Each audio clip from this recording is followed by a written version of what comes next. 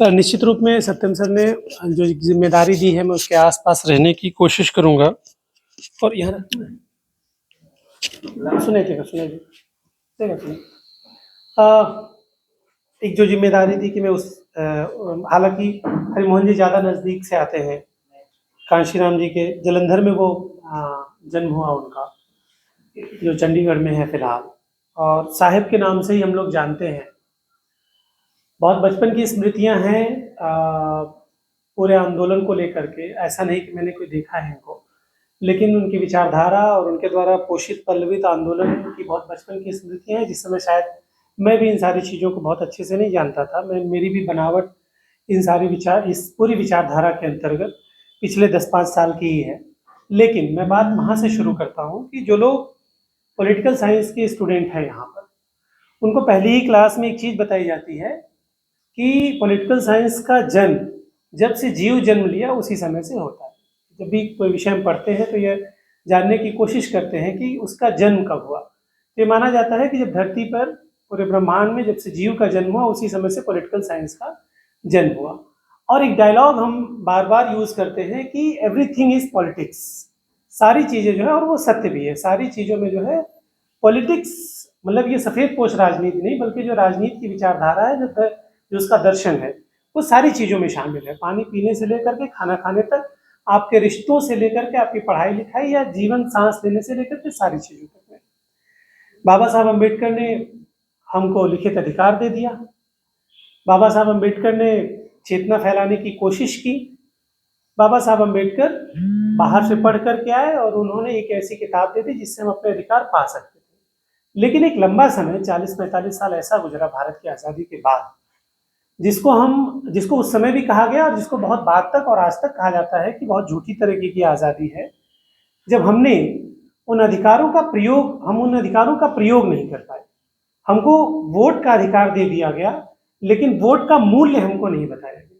हमारे वोट 45 साल तक, 50 साल तक स्वर्ण जयंती मनाया गया और तमाम तरीके की जयंतियां मनाई गई, लेकिन हमको तब तक की सरकारों ने ये बताने की कोशिश नहीं की कि आप जब दरअसल जो वोट दे रहे हैं उसका प्रयोग कैसे। तब तक की सरकारों ने, चाहे राज्य सरकार हो चाहे केंद्र की सरकार हो, हमारे वोट को लेकर के उन्होंने केवल अपनी जेब भरने के काम या अपनी मनोकामनाओं को पूरा करने का कार्य किया।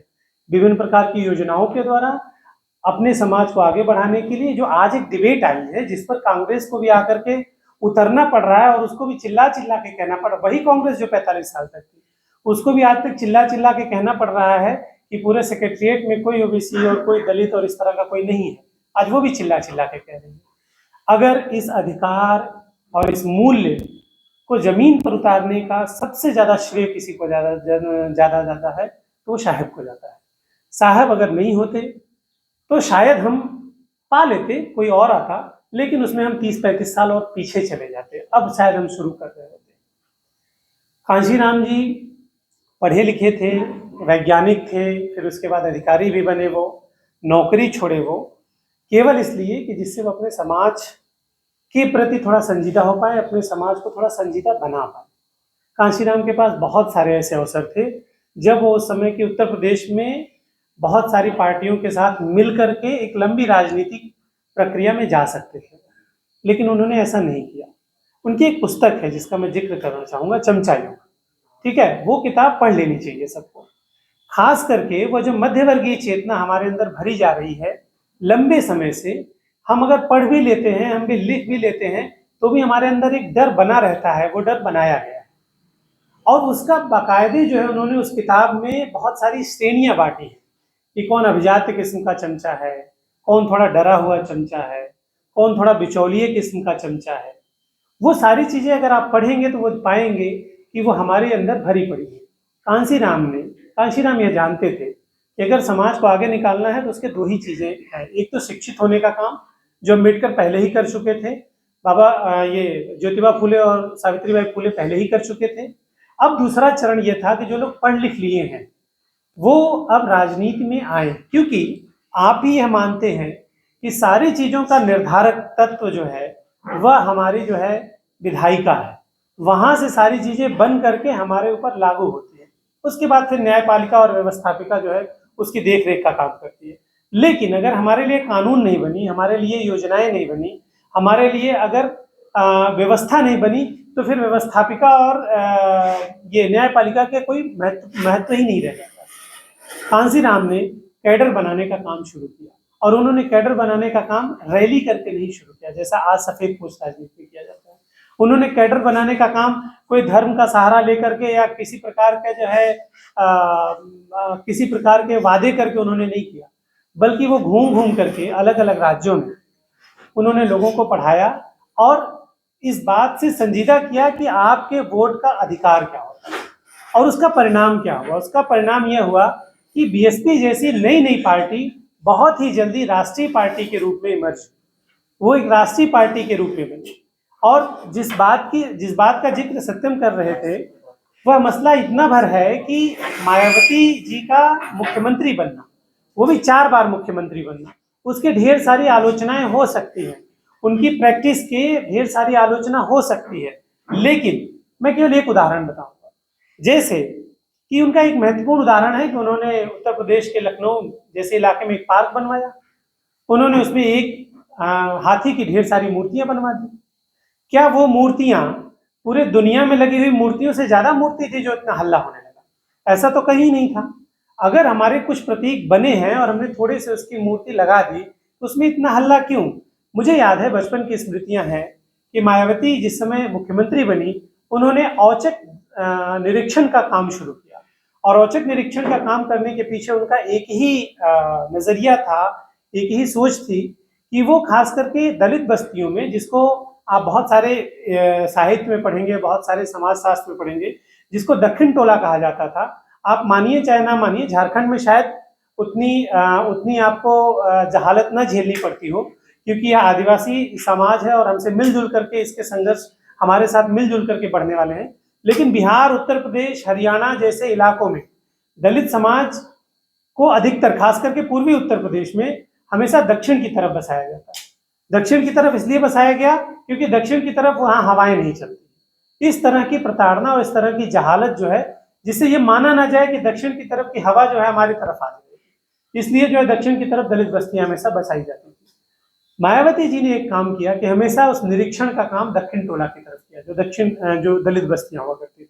अब जब वो निरीक्षण करने जाती थी, तो एक दिन पहले, वो 2 दिन पहले उनकी सूचना आती थी कि मैं इस जिले के इस इलाके की निरीक्षण करूंगी।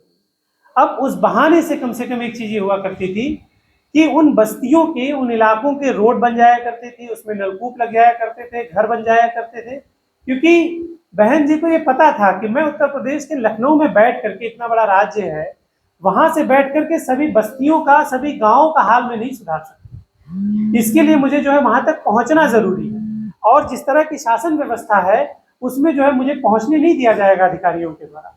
इतना आसान नहीं होता है किसी राज्य को चलाना। तो उन्होंने एक यह उदाहरण बनाया कि हर हफ्ते कम से कम मैं जो है 2-3 जिलों का निरीक्षण करूंगी, और उस बहाने रातों रात रोड बन जाया करती थी, रातों रात नलकूप लग जाया करते थे, रातों रात उस पूरे जगह जमीन की व्यवस्था एकदम सुचारू रूप से संचालित हो जाया करती थी। कम से कम उन बस्तियों को उस बहाने कुछ मिला, क्योंकि हमारे हक और अधिकार सीधे नहीं मिल रहे थे। जो राजीव गांधी एक समय कहा करते थे कि हम 1 रुपये यहाँ से देते हैं और गांव तक पहुंचते पहुंचते जो है 10 रुपया पहुंचता है, 8 रुपया पहुंचता है, वो दलित बस्तियों तक जाते जाते 1-2 रुपए में परिवर्तित हो जाया करता था। तो मायावती ने कम से कम इस तरह का काम किया, और मायावती को आगे लाने का काम कांसीराम जी के पास भी अवसर था। वो खुद मुख्यमंत्री बन सकते थे। वो बार्गेन करके, उस समय की राजनाथ सिंह की सरकार गई थी, वो बार्गेन करके खुद सरकार बना सकते थे उस समय जो है, अगर वो चाहते तो पार्टी का गठबंधन करके। लेकिन उन्होंने ऐसा नहीं किया, क्योंकि उनको उस सफेद पोश राजनीति में विश्वास नहीं था। उनको एक लंबी पारी खेलनी थी, जिसका नतीजा आप उत्तर प्रदेश में आज देखेंगे कि बाद में चल करके अखिलेश, पहले मुलायम जी ने तो बाद में किया था, अखिलेश ने भी बेबस होकर के बहन जी से समझौता किया, उनसे भी किया। आज आजाद से मिलने के लिए हर एक पार्टी जो है उससे लगी हुई है, क्योंकि पश्चिमी उत्तर प्रदेश में आज पूरे देश में कोई भी ऐसी दलित बस्ती नहीं है जो चंद्रशेखर आजाद के नाम पे उसके पास 2 वोट कम से कम उस बस्ती में ना हो। और ये चेतना कहाँ से आई? ये चेतना केवल और केवल, आजाद भी कुछ नहीं कर रहे हैं, वो केवल कैडर बनाने का काम कर रहे हैं।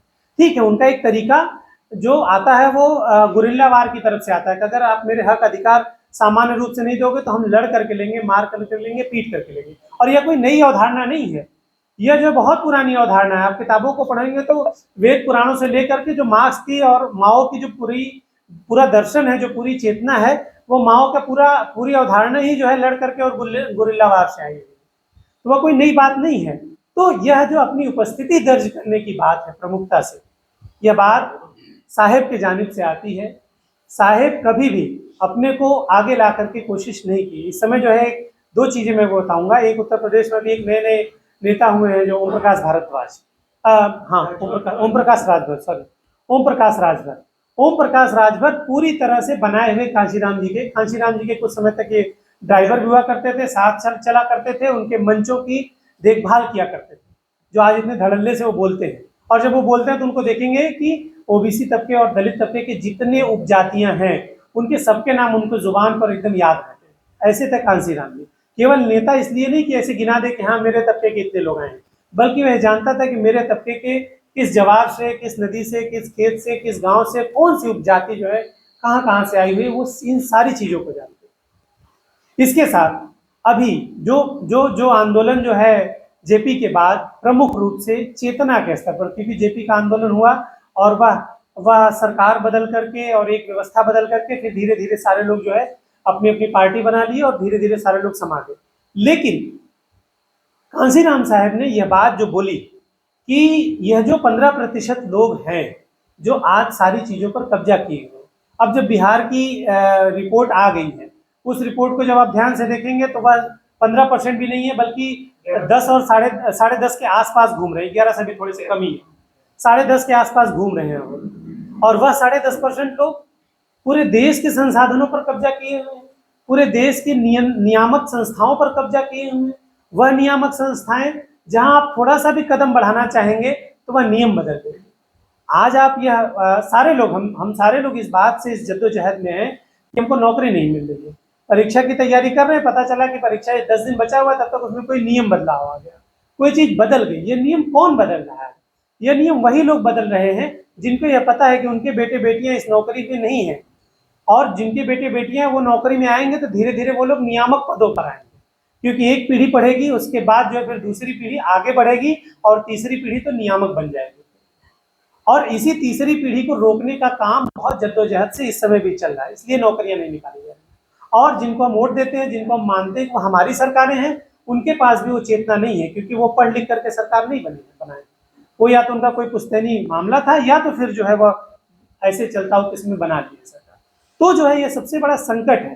तो मेरी आपसे एक ही विनती है कि आप में कैडरशिप होनी चाहिए। कैडरशिप केवल राजनीतिक पार्टियों में नहीं होती, बल्कि अब अगर आप हॉस्टल में, तो हॉस्टल का भी एक कैडर होता है। आप अगर स्टूडेंट हैं तो स्टूडेंट का भी एक कैडर होता है। कैडर वह जो अपने उस पूरे मूल विचारधारा के साथ अपनी पूरी जो उसके दायित्व हैं उसको निभाने का 24 घंटे वह कार्य करता है। और हमारे आपके 24 घंटे का कार्य क्या है? जो कच्छप सर बोल रहे थे कि हम आपस में बहुत बटे हुए, ठीक है, हम आपस में बहुत बटे हुए। जातिगत जनगणना का इसीलिए विरोध हो रहा है। हो सकता है जातिगत जनगणना पूरे देश में लागू हो जाए और पूरे देश की रिपोर्ट भी आ जाए, लेकिन उस देश की रिपोर्ट आने के बाद क्या करेंगे हम लोग अगर आपस में ही बटे रहेंगे? उसका कोई फायदा होगा? आंकड़ों का झुंझुना लेकर के हम बजाते रहेंगे जो अभी तक करते आ रहे हैं। ऐसा तो हमको पता ही है कि हम अभी भी पूरे देश में सबसे ज्यादा है, लेकिन हम कभी इकट्ठा नहीं होंगे। तो हमारे अंदर कैडरशिप वही होना है कि हम जितने जिसको बहुजन कहा गया, उस पूरे बहुजन को एक मानते हुए और उस अभ्यास को अपने अंदर लाएं कि हमारे दुख सुख में जहाँ कहीं भी हम एक दूसरे की सहायता कर पाएं, एक दूसरे के साथ मेल जोल मिला करके। सबसे जरूरी यह है कि सांस्कृतिक एकता होनी चाहिए, और हमारी सांस्कृतिक एकता वहाँ पर है। हमारी सांस्कृतिक एकता में विचार सबसे ज्यादा। एक किताब मतलब संजय जी शायद भूल गए, कुछ वो अभी बोलने वाले थे कि मैं अभी कुछ देने वाला हूँ लाइब्रेरी को। तो जब लाइब्रेरी बन जाएगी तो अम्बेडकर का वाङ्मय मेरी तरफ से पूरा जो है मैं उसके सारे जो है वॉल्यूम में एक और 2-3 किताबें और हैं, जैसे चमचा युग की कुछ प्रतियां मैं दे दूंगा। और तुलसीराम एक बड़े लेखक हुए हैं, ठीक है, जिन्होंने मुर्दैया और मणिकर्णिका करके 2 आत्मकथाएं लिखी हैं। खास करके हम सबको पढ़ लेना चाहिए। उससे कुछ भी हमारा क्लियर ना हो तो 2 चीज कम से कम बहुत तय हो जाएगी कि हमारे संघर्ष कभी जो है खराब नहीं जाते हैं, और दूसरी बात हमारी सांस्कृतिक पहचान क्या है। हमारी सांस्कृतिक पहचान संघर्ष के खिलाफ मेहनत करके आदमी बने रहने की है। हम कभी भी जो है टीका लगा करके और कभी भी दूसरा कुछ ओढ़ करके किसी से जो है कुछ मांग करके पेट भरने वाले नहीं है, बल्कि हमारी अस्मिता, हमारी पहचान हमारे संघर्ष से बनी हुई है। और हमारे संघर्ष में जो है बहुजन के जितने भी लोग हैं, हम जो है खेत में जो है एक दाना लगा करके पौधा बना करके उससे पेट भरना जानते हैं। हम जो है उस अनाज को कभी दूसरे से लेकर जो है हमने कभी दूसरे से पलना नहीं सीखा है। तो इसलिए यह जरूरी है कि हम उन पुस्तकों को पढ़ें और अपने स्वाभिमान को लगातार बनाए रखें। वहां से जो है हमारी सांस्कृतिक एकता और हमारी सांस्कृतिक पहचान में एकजुटता बनेगी और वहां से शायद हम जो मिलजुल करके किसी बड़े परिवर्तन की तरफ आगे बढ़ेंगे। साहब को नमन कि उन्होंने हम सबको एक मौका दिया है कि हम सब लोग इस तरह से बात कर पा रहे हैं। इसी बात के साथ आप सभी को जय हिंद।